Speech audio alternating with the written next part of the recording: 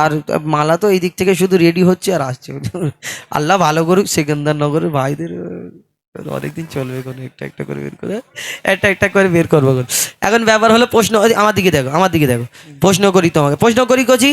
হ্যাঁ, প্রশ্ন করি তোমার, একটু ইকো কম করে দাও এই গজলটা। আচ্ছা, যদি হার জিত হয় এখানে পুকুর আছে? পুকুর, হ্যাঁ হ্যাঁ, দাদা বলছে সামনেই পুকুর আছে, সামনে।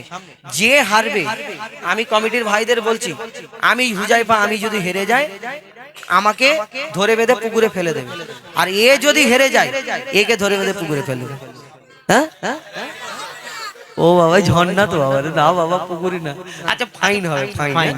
চলো, প্রশ্ন করি তোমার, তার জবাব দাও আমার। প্রশ্ন করি তোমার, তার জবাব দাও আমার। না যদি দাও জবাব করব ফাইন তোমার, না যদি দাও জবাব করব ফাইন তোমার। ফাইন অল্প করে করো, তুমি অনেক টাকা পেয়েছো আর আমার মানি ব্যাগে টাকা কম, বুঝতে পেরেছো? এই শুধু টাকার দিকে লোক। আচ্ছা ঠিক আছে, এখন ব্যাপার হলো, তুমি নামাজ পড়ো তো? হ্যাঁ। কেমন করে পড়ো? নামাজ পড়তে গেলে প্রথমে নিয়াত করতে হবে, তারপরে সানা সময় পড়তে বেশি হবে। নেই, হ্যাঁ, একটু জলদি বলো। তারপরে সূরা কিরাত পড়ার পরে রুকু সিজদা বৈঠক। রুকু সিজদা করো। জানাজার নামাজ পড়েছো? হ্যাঁ, কেমন করে পড়েছো? জানাজার নামাজ নিয়াত করতে হবে, সানা পড়তে হবে, দরুদ শরীফ পড়তে হবে, মাইয়াতের জন্য দোয়া করতে হবে, তারপর সালাম। হ্যাঁ, জানাজার নামাজ পড়ার সময় ওই দোয়া দরুদ পড়ে এরকম করে সালাম ফিরে নি, কিন্তু এই নামাজ পড়ার সময় রুকু করি, সিজদা করি। এর সামনেও ইমাম সাহেব দাঁড়িয়ে থাকে, জানাজার সামনেও ইমাম সাহেব দাঁড়িয়ে থাকে। ইমাম সাহেব বলে কাঁথা সোজা করে নাও, ইমাম সাহেব যা করে আমরা তাই করি। আচ্ছা, ইমাম সাহেব রুকু সিজদা যায় এমনি নামাজে, কিন্তু জানাজার নামাজে রুকু সিজদা করে না। কেন করে না শোনো, বলো। জানাজার রুকু আর সিজদা ওই কেন নাই?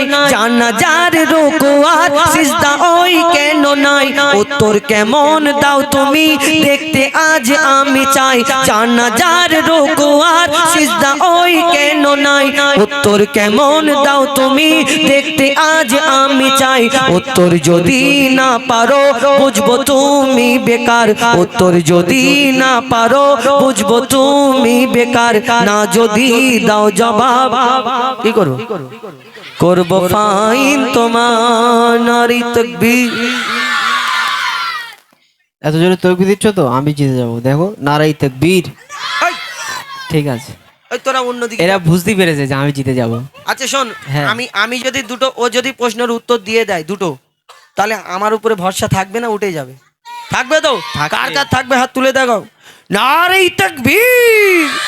ঠিক আছে, আচ্ছা কার কার ভরসা আছে আমি উত্তর দিতে পারবো? ও দিক না, মাশাআল্লাহ মাশাআল্লাহ, ওদের দিতে আল্লাহ তোমাদের বড় করুক। তুমি বললে জানা যায় রুকু সিজদা, তোমার দিকে না হলে ওরা বড় হবে না, সবাই বড় হোক। আচ্ছা তুমি বললে জানা যায় রুকু সিজদা নাই কেন? তাহলে শোনো, উত্তরটা মন দিয়ে শোনো, ঠিক আছে? বলো। মাইয়া তেরি সামনে সিজদা যদি করা হয়। শুনতে পাচ্ছ? কেন আমি কি কালা না? আচ্ছা শোনো, মাইয়া তেরি সামনে সিজদা যদি করা হয়, সেই মাইয়া তেরি সাথে খোদার শিরক হয়ে যায়। মাইয়া তেরি সামনে সিজদা যদি করা হয়, সেই মাইয়া তেরি সাথে খোদার শিরক হয়ে যায়। কেন? রুকু ও সিজদার আল্লাহ শুধু হকদার। রুকু ও সিজদার আল্লাহ শুধু হকদার। দিলাম জবাব তোমায়, দাও ফাইন এখন আমার। নারাই তাকবীর। হ্যাঁ, বুঝতে পেরে গেছি। তুই এদিকে, তাই তো? ঠিক আছে, তোকে এর সাথে পুকুরে ফেলবো। তোকে তোকে লক্ষ্য রাখবো না পালাই। এখন ব্যাপার হলো, ও তুমি বললে ইমাম সাহেব এমনি নামাজে যখন দাঁড়ায় সামনে কেউ থাকে না, আমরা ফাঁকাতে নিরালাতে আমরা আল্লাহকে সিজদা করি। আর এই জানাজার যখন নামাজের সময় দাঁড়ায়, জানাজার সামনে ওই একটা মাইয়াত মানে লাশকে রাখা থাকে, আর আমাদের সামনে ওই লাশকে উদ্দেশ্য করে আমরা জানাজার জন্য ওইটা মাগফিরাতে দোয়ার জন্য আমরা ওই জানাজার নামাজ পড়ি। তাহলে যদি জানাজায় রুকু সিজদা করা হতো, তো ওই রুকু সিজদাটা মাইয়াতকে করা হতো। তাহলে রুকু সিজদা আল্লাহকে ছাড়া কাউকে সিজদা করা যাবে না। আর কাউকে যদি সিজদা করা হয় তাহলে শিরক হয়ে যাবে, আর শিরকের গুনাহ আল্লাহ মাফ করবে না। একদম উত্তর আর কিছু আছে? আচ্ছা, আরেকটা প্রশ্ন করি, হ্যাঁ, ভালো উত্তর দেছো। তুমি দম্বা, ছাগল, উট, গরু, ভেড়া, ছাগল এগুলো খাও তো? হ্যাঁ, খুব খাই। কোরবানি করো? হ্যাঁ। আচ্ছা, শুয়োর? শুয়োর কেউ খায় নাকি? নাউজুবিল্লাহ। শুয়োর কেন খাও না? শুয়োর হারাম, শুয়োর খাওয়া যায় না। শুয়োর হারাম। আচ্ছা দাদা বলুন, এর 4টে পা, দম্বা ছাগল উট গরু ভেড়া, 2টো কান 2টো চোখ মুখ, হ্যাঁ? শুয়োরেরও 4টে পা, 2টো কান 2টো মুখ, এই একটা মুখ 2টো চোখ, হ্যাঁ সব একই। আবার শুয়োরের গোশে 1.5 ইঞ্চি মোটা চর্বি এরকম। তাহলে যদি এইগুলো হালাল হয়, এইটা কেন হারাম হবে? শোনো, বলো। দুম্বা ছাগল উট গরু ধর্মে হালাল জানি। আবার আমার মা বোনেরা অনেক জন পিক পিক করে হাসে, কেন বলুন তো? দূর থেকে এরা চিন্তা করে শুয়োর, লা হাওলা ওয়ালা কুওয়াতা। কেন? এরা চিন্তা করে শুয়োরের নাম নিলে নাকি 41 দিন নাপাক হয়ে যায় জবান। কিছু মুফতি সাহেব আছে মহিলারা, আল্লাহ জানে, এরা বলে 41 দিন নাকি শুয়োরের নাম, তো তবা তবা শুয়োরের নাম নিবিনি। তারপর বলে কবরের দিকে এরকম আঙুল তুলে এরকম দেখাতে নেই, এরকম করে দেখাতে হয়। বলে না, ছোটবেলায় শুনতাম। এই যে শুয়োরের নাম নিলে 41 দিন নাপাক যদি হয়, তাহলে কোরআনে তো এর নামটা আছে, শুয়োর আরবি ভাষায় খিনজির। তো এই যে এই নামটা যখন ওই পড়বে, তাহলে ওই হাফেজ সাহেব তাহলে ওই নাপাক হয়ে যাবে। তাহলে এরকম করতে হবে, ওনাদের যদি হিসাব থাকে, তাহলে ওই কোরআন শরীফটা নিয়ে আস্তে আস্তে আস্তে আস্তে পুকুরের ধারে গিয়ে বসতে হবে।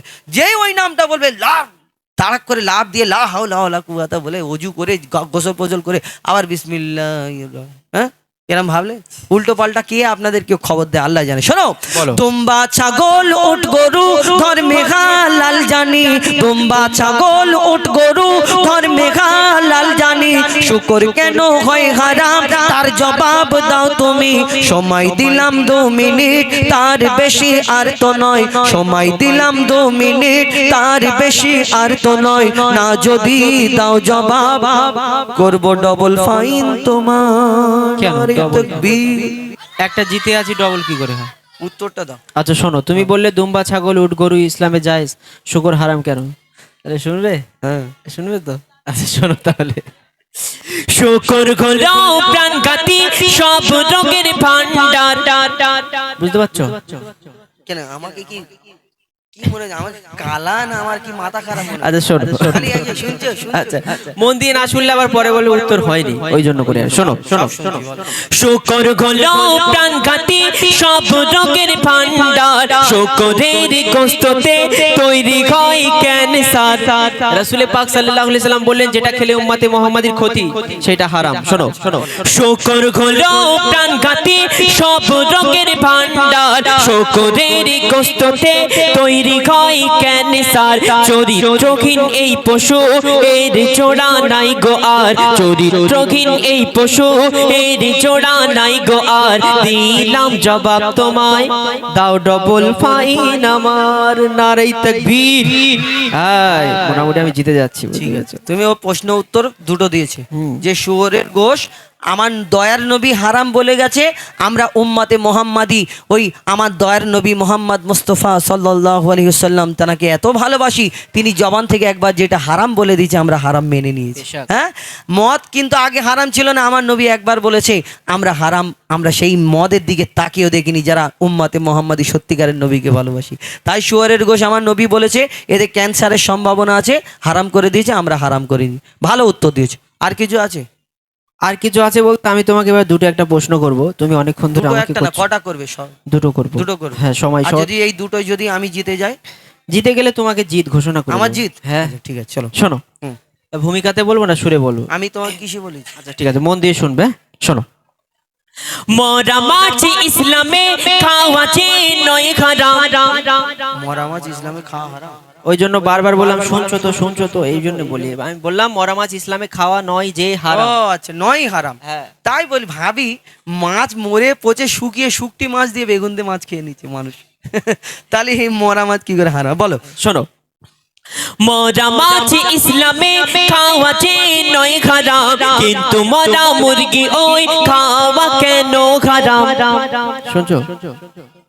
আচ্ছা শোনো, মরা মাছ ইসলামে খাওয়া যে নয় হারাম, কিন্তু মরা মুরগি ওই খাওয়া কেন হারাম? আশা রাখি এর জবাব দেবে সঠিক আমার, আশা রাখি এর জবাব দেবে সঠিক আমার, না যদি দাও জবাব করবো ফাইন তোমার। কারণ তুমি বললে ডেঞ্জার প্রশ্ন করেছে, মরা মাছ যদি হালাল হয় মরা মুরগি কেন হারাম?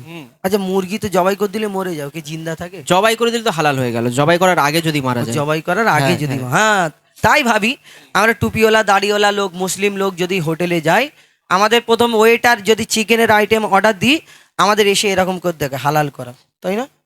কেন? জানে এরা মাল মটকানো খাবে না, আমরা নালে জিজ্ঞেস করব। কিন্তু কেন এই এই মোটকে দিলে, এই গদ্দান মোটকে এরকম করে খালপোষ করে আবার ওই মুরগিটাকে খেয়ে নেয়, কিন্তু আমরা মুসলমান জানতেও কোনোদিন খাবো না নাকি? কেন খাবো? কেন? এর ভিতরে কারণ কি? আমরা হারাম, আমার দয়ার নবী বলেছেন যেগুলো, সেইগুলো আমরা মানি। কেন হারাম? শোনো, বলো। শোনো ভাই, মুরগি ওই যখনই মারা যায়, তবে একটু ভালো করে মন দিয়ে শুনবে, এর পরে বলবে বুঝতে পারিনি, এরকম হবে না। ঠিক আছে, ঠিক আছে। হ্যাঁ শোনো, শোনো ভাই, মুরগি ওই যখনই মারা যায়, ওর যত রক্ত সব গোস্ত ওই শুষে নেয়, রক্তে থাকে জীবাণু, গোস্ত দূষিত হয়, যদি জবাই করা হয় রক্ত সব বেরিয়ে যায়, রক্ত পান হয় হারাম, এ যে হুকুম খোদার, রক্ত পান হয় হারাম, এ যে হুকুম খোদার, দিলাম জবাব তোমায়, কি করবে বলো এখন আমার? তাকবীর। এই কচি, বুঝতে পেরেছিস? তকবির দিচ্ছিস, বুঝতে পেরেছিস উত্তর? হ্যাঁ, আমি বুঝতে পারিনি। তুমি বুঝতে পারোনি? না, এবার আমি জানি তো, হ্যাঁ। তুমি মাথা মোটা, হেড়ে হেড়ে মাথা। এক ক্লাসে 3-4 বছর হ্যাঁ, ছিলাম হেড়ে তো। মাথা না হলে আমি এত ক্লিয়ার বলছি, ওকে আমি বুঝতে পারিনি।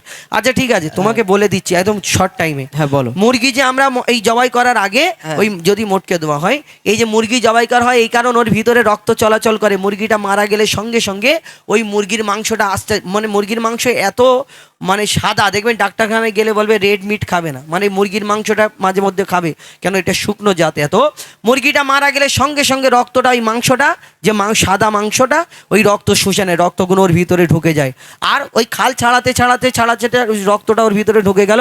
আর সেই মুরগির মাংসটা যদি আমরা রান্না করে খেয়ে নিই, মাংসের সঙ্গে রক্ত খাওয়া সমান, আর আল্লাহ বলেছে রক্ত পান করা আমাদের জন্য হারাম। তাহলে বোঝাতে পারলাম? মাশাআল্লাহ, বহুত খুব। সেই মাংসটা খাওয়া আমাদের জন্য হারাম। একদম ঠিক আছে। এবার আর কিছু আছে? ক্লিয়ার। আর একটা প্রশ্ন করব, শেষ প্রশ্ন, কারণ সময় অনেক হয়ে গেছে। 11টা বাজে। চলো ঝপ করি, ঝপ এই আমার শেষ প্রশ্ন, ঠিক আছে? চলো শোনো। হ্যাঁ, কোরআনের কোন সূরায় বলো বিসমিল্লাহ নাই? নারে তাকবীর। মনে করো আমি জিতে গেছি, বাচ্চাদের প্রশ্ন করে যাই একটা। বলো বলো বলো। শোনো প্রশ্নটা। শোনো, হ্যাঁ তুমি কি বললে? কান ধরে মাপ চাইবে তো? না, কান না না, কান বলবে, পুরো বলবে। কান ধরা, কান ধরে মাপ চাইতে হবে। কান ধরে, হ্যাঁ বলো। কান ধরে মাপ চাওয়া কান যায়? ধরে মাপ চাইতে হবে। আচ্ছা ঠিক আছে, শোনো। কোরআনের কোন সূরায় বলো বিসমিল্লাহ নাই? কেমন তুমি বাহাদুর, তার প্রমাণ দেখতে চাই। আমি কোন জায়গায় বলি যে আমার নাম এমডি বাহাদুর? আচ্ছা বুঝাইবা। আচ্ছা ঠিক আছে, শোনো। কোরআনের কোন সূরায় বলো বিসমিল্লাহ নাই? কেমন তুমি ওস্তাদ, তার প্রমাণ দেখতে চাই, মনে হয় এর জবাব নাই কাছে গো তোমার, মনে হয় এর জবাব নাই কাছে গো তোমার, না যদি দাও জবাব করব ফাইন তোমার। আইনের কথা ভুলে যাও, কান ধরার জন্য রেডি হও। ও বলে যে কান ধরে মাপ চাইবে তো কজি, হ্যাঁ? আর যদি না হয় ছাড়বো না একে, ঠিক আছে? চলো, এ বললো কোরআনে কোন সূরায় বিসমিল্লাহ নাই, বাচ্চাদের প্রশ্ন করে। চলো ঠিক আছে। তাহলে মন দিয়ে শুনে নাও ছোট ভাই, তাহলে মন দিয়ে শুনে নাও ছোট ভাই, কোরআনের সূরা, বলো বলো, কোরআনের সূরা তাওবাতে বিসমিল্লাহ নাই, তাহলে মন দিয়ে শুনে নাও ছোট ভাই, কোরআনের সূরা তাওবাতে বিসমিল্লাহ নাই। এবার তুমি হার স্বীকার করো সামনে সবার, এবার তুমি হার স্বীকার করো সামনে সবার, দিলাম জবাব তোমায়, কান ধরার জন্য হো তৈয়ার। নারী তাকবীর, আরেকবার দে নারী তাকবীর। মাশাআল্লাহ মাশাআল্লাহ, বহুত খুব খুব সুন্দর হয়েছে। খুব খুব না, কানটা ধর। উত্তর ভালো না, মাপ চাও। মোটামুটি ভুল হয়ে গেছে। না আর ভুল প্রশ্ন না, আমি করব। কান ধরতে হবে, কান ধরতে হবে। না, কান ধরতে হবে। আচ্ছা ঠিক আছে। হ্যাঁ, আল্লাহ তো ভালো করে। হার জিত জিত, হ্যাঁ যে বারে হোগা জোরে নারে তাকবীর। বাহ মাশাআল্লাহ। এখন এই কমিটির গজলটা বলে দিই নাকি?